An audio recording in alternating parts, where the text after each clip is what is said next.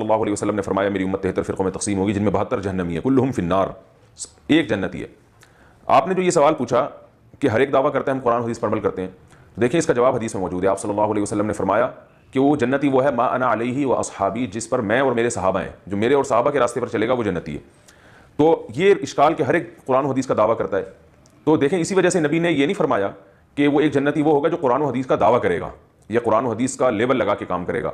تو یہ تو اہل باطل کی بھی عادت ہے، یہ جو منکرین قرآن ہے نا، یہ اپنے آپ کو اہل قرآن کہتے ہیں، حالانکہ یہ منکرین حدیث جو ہیں حدیث کے منکر ہیں، اور لیکن اپنے آپ کو کہتے ہیں کہ اہل قرآن، لیبل کتنا اچھا لگایا، ہم قرآن کو مانتے ہیں، قرآن کو، حالانکہ یہ قرآن کو بھی نہیں مانتے، کیونکہ جو حدیث کو نہیں مانتا وہ قرآن کو بھی نہیں مانتا۔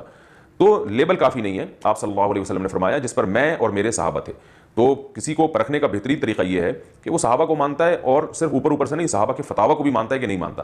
آپ دیکھیں، اور پھر صحابہ میں خلفائے راشدین کی اہمیت سب سے زیادہ ہے، اور کیونکہ رسول اللہ صلی اللہ علیہ وسلم نے فرمایا علیکم بسنتی و سنت الخلفاء الراشدین المہدیین، میری اور خلفائے راشدین کی سنت کا اتباع کرو۔ تو اب نام کچھ بھی ہو، چاہے دیوبندی ہو، چاہے بریلوی ہو، چاہے اہل حدیث ہو، چاہے شیعہ ہو، چاہے کچھ بھی نام ہو، ہمیں ناموں کو نہیں دیکھنا، ہمیں کام کو دیکھنا ہے۔ پیغمبر اعظم کا ارشاد گرامی ہے کہ یہودیوں کے فرقے 71 ہیں، عیسائیوں کے 72 ہیں، میری امت کے 73 فرقے بنے۔ اگلا فقرہ سرکار نے ارشاد فرمایا کہ کلہم فی النار، سارے کے سارے جہنم میں جائیں گے سوائے ایک کے۔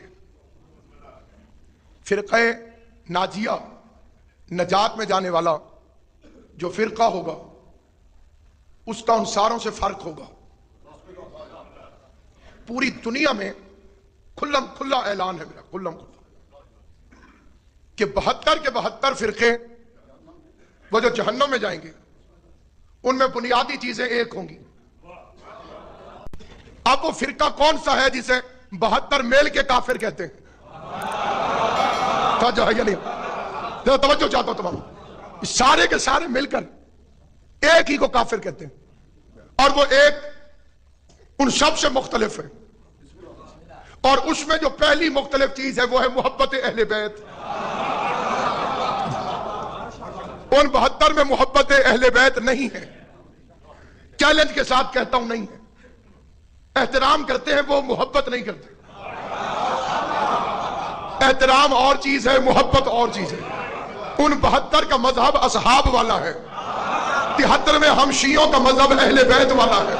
یہ جو جاہلانہ فکرہ عام طور پہ پھیلا ہے، جس کی وجہ سے بعض ذہنوں میں فساد ہے، بعض عقلوں میں فساد ہے، بعض بے وقوفوں میں فساد ہے، جس کی وجہ سے پروپیگنڈا بھی ہوتا ہے، جس کی وجہ سے ایک دوسرے کے ساتھ نفرتیں بھی پیدا ہوتی ہیں۔ میں اگر اسے ایک فکرے میں بیان کروں تو اس طرح سے ہے کہ ساری کی ساری دنیا میں پیغمبر کا دین پیغمبر کے بعد، پیغمبر کا دین پیغمبر کے بعد دو ذریعوں کے ساتھ آگے پھیلا، یا اصحاب کے ذریعے پھیلا یا اہل بیت کے ذریعے پھیلا۔ کچھ لوگوں نے نماز وہ پڑھی جو صحابہ نے بتائی، روزہ وہ رکھا جو صحابہ نے بتایا، آج ویسے کی جیسے صحابہ نے بتائی، زکات ویسے دی جیسے صحابہ نے بتائی۔ ان کا دین اصحاب کے ساتھ ہے، اور ہمارا مذہب اہل بیت، ہم نے نماز وہ پڑھی جو اہل بیت نے بتائی، روزہ وہ رکھا جو اہل بیت نے بتایا، حج ویسے کی وہ اہل بیت نے کی، اور یہ بھی طے ہے کہ جہاں جس کا پیر جائے گا وہاں اس کا مرید ہے۔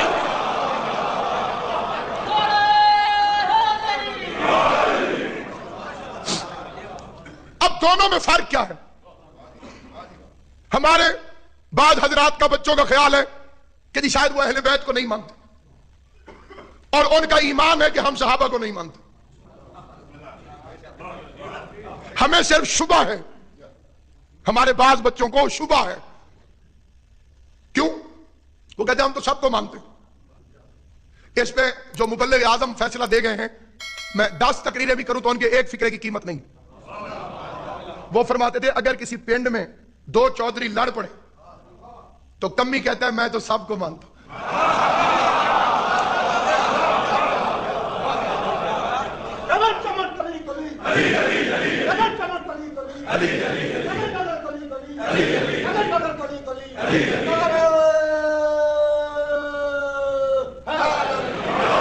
چھوٹی ذات کے بندے کا موقف نہیں ہوتا۔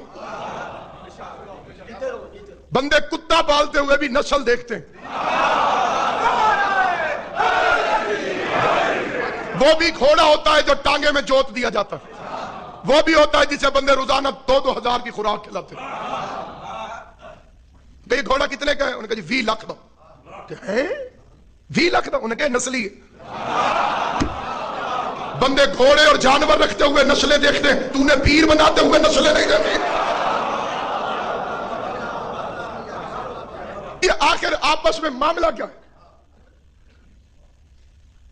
یہ جو 2 نمبر فروٹ بیچتے ہیں وہ کیا کرتے ہیں؟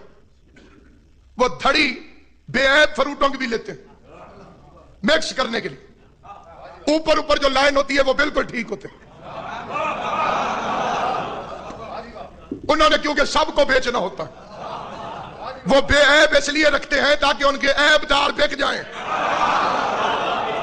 پنجتن پاک کو ماننا تیرا ایمان نہیں، تیری مجبوری ہے، مجبوری ہے تیری۔ کہ ہم اہل بیت کو مانتے ہیں، اہل بیت کو مانتے ہیں۔ 9 محرم کو جب میں ادھر پہنچا تھا وزیر آباد میں تو ARY سے ٹیلی فون آیا ڈاکٹر عامر لیاقت حسین کا، اس سے جب میری گفتگو ہوئی اس نے کہا جی 2 منٹ بات کرنی ہے جی، لائیو پوری دنیا آپ کو سن رہی ہے۔ اس ممبر کی قسم عامر لیاقت حسین نے کہا یزید کتا ہے، کمینہ ہے، ذلیل ہے، اور بتائیں علامہ صاحب کیا کہوں میں اسے؟ 2 منٹ بعد ہی اس نے کہا میں یزید کو اچھا آدمی نہیں سمجھتا، کتا ہے، کمینہ ہے، ذلیل۔ 4 گالیاں اس نے نکالی تھی، 3 مجھے یاد ہے، 4تھی مجھے یاد نہیں آ رہی، وہ انٹرنیٹ پہ وہ اپلوڈ ہو چکی ہے۔ عامر لیاقت حسین نے کہا یزید کتا ہے، کمینہ ہے، ذلیل ہے۔ اب آپ خوش ہیں؟ میں نے کہا نہیں، میں نے کہا نہیں۔ انہوں نے کہا کیوں؟ میں نے کہا ایک قتل میں 15 آدمی ملوث ہوں، 16 آدمی ملوث ہوں، سمجھدار وکیل ایک سے اعتراف کروا کے اس 15 کو چھڑوا لیتا ہے، جسے سمجھ نہیں آئی حد ہے اس کی بھی۔ میں نے کہا ایک اکیلا یزید پھانسی پہ کیوں چڑھے؟ جیب کترے کو پکڑ کے بھی تھانے والے پوچھتے ہیں تیرا ابا کی کر دے ہوئے؟ تمہیں سمجھ نہیں آئی میرا بچہ؟ پھر سمجھ رہا میں اسی بچے کے لیے فکر پھر پڑھو، ادھر پریشان کری سن۔ جیب کترا ہوتا ہے نا، جیب کترا، ہاں نہ تو کر ہوں کہ نہیں؟ اگر وہ جیب تیرے تو پچھلا کالی چادر والا میرا بچہ کوٹ والا، جس وقت جیب کترا بھی پکڑا جائے اسے تھانے والے پہلے پوچھو فدا کرو تیرا ابا کی کرتا ہے؟ جیب اس نے کاٹی ہے، ابا کی طرف سے آ گیا۔ علامہ نگاہ حسین صاحب کی بلا جیب اس نے کاٹی ہے، ابے کا کیوں پوچھ رہے ہو؟ میں نے کہا ابے کا اس لیے پوچھتے ہیں کہ پولیس والے پتہ کرتے ہیں پورا خاندان لفنگا تو نہیں، سارا چوروں کا خاندان تو نہیں۔ میں سالک خرف یزید کو پھانسی پہ نہ چڑھاؤ، انویسٹیگیشن کرو، تفتیش کرو تو پوری کرو کہ یزید کو حکومت ملی کیسے، یزید کو حکومت ملی کیسے، یہ کیسے حکومت میں آیا؟ یہ اس کے ابا جی نے بنایا تھا، ٹھیک، اس کے ابا جی کو کس نے بنایا تھا؟ یہ کتنا عرصہ شام کا مالک سیاہ و سفید کا بن کے بیٹھا رہا؟ اس سانپ کو دودھ پلا کے اژدہا کس نے بنایا؟ میرے نبی کا بیٹا قتل ہوا ہے میں چھوڑ دوں؟ جو ہے یہ نہیں کوئی مذاق ہے، میرے نبی کا بیٹا قتل ہوا میں تو انویسٹیگیشن کروں گا۔ قاتل یہودی ہوتے تو ہم مجلس ہی نہ کرتے، اگر حسین کے قاتل عیسائی ہوتے ہمیں ماتم کی کیا ضرورت ہے؟ ہم کہتے ہیں حضور کے دشمن ہیں، حضور کے بیٹے کو مار کے چلے گئے۔ یہ جو اسلام کا نقاب ہے، ہم ماتم کر کے دیا لگاؤ، پھانسیاں لگاؤ، جب تک آواز نکلے گی حسین کے قاتلوں کو بے نقاب تو کرنا ہے۔ ہمارا ایک ہی مشن ہے، ایک ہی مشن، حسین کے قاتل بے نقاب کرو، اصلی اسلام سامنے ہے۔ لٹیروں کا اسلام گم ہو، بندے مکس اپ کر گئے ہیں ساروں کو۔ عبدالحمید عدم اردو کا بہت بڑا شاعر گزرا ہے، عبدالحمید عدم اہل سنت تھا، لیکن ایک شعر وہ اتنا بڑا کہہ گیا ہے، اتنا بڑا کہہ گیا ہے، بندے اس شعر کو سمجھ جائیں تو شیعہ ہو جائیں۔ اس نے کہا نہ اب کبھی حق و باطل میں رابطہ ہوگا،